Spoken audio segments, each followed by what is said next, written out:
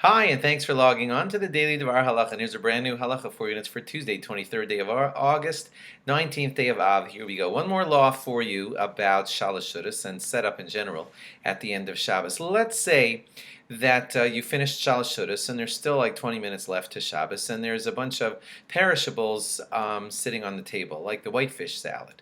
And if you leave it sitting there on the table till after Havdalah, then that's something that needs to be refrigerated, and it's not good for it to be sitting out there on the table. So all perishables can be put away as soon as, even though it's kind of like preparing for after Shabbos, but we don't have to waste food. And if you leave some of those mayonnaise type of foods out there, or the cheesecake or the ice cream to melt and all those things, and you don't put them back in the fridge or freezer, they're going to kind of get ruined. So on that, the halacha is you can put them away, and it's not called preparing for after Shabbos. It's basically called not letting foods get ruined, and you're allowed to not let foods to get ruined. So go ahead and put away the perishables at the end of Shalosh Seudos, even though it's still Shabbos and it looks like you're preparing for after Shabbos. But all other kind of work, like cleaning up the table and whatever, that can wait. That is preparing for after Shabbos.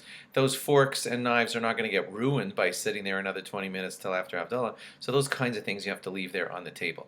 Now, if people are sitting around at that table and are going to want to continue to learn or whatever, and having all those dirty food items or spoons and forks and plates all over the table are going to ruin what you're doing for the rest of Shabbos, then yeah, that's not preparing for after Shabbos. That's preparing for Shabbos, so that would be allowed. So if you need to put away the stuff that's on the table because you need the table for the rest of Shabbos, then you're allowed to do that. If you're in shul, because they ate the Shalosh Seudos in shul, and you want to clean up the shul, you're always allowed to clean up a shul. That's honoring a shul, and that's allowed. Okay, here's a cute one.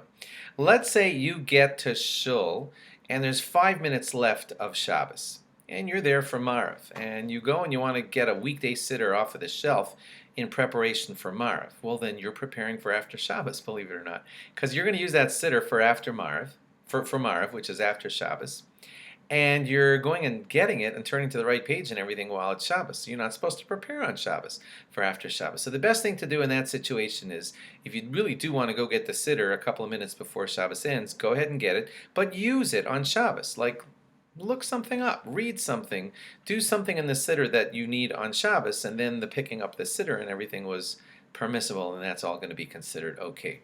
If you have the kos, the beautiful cup that you used sometime on Shabbos, and you want to rinse it out so it'll be ready for Havdalah, that's preparing for after Shabbos. Do that rinsing after Shabbos has already ended, so that you're not preparing on Shabbos for after Shabbos. If you want to sleep on Shabbos afternoon because you're going to do a big drive on Saturday night, you're allowed to do that. That's not called preparing.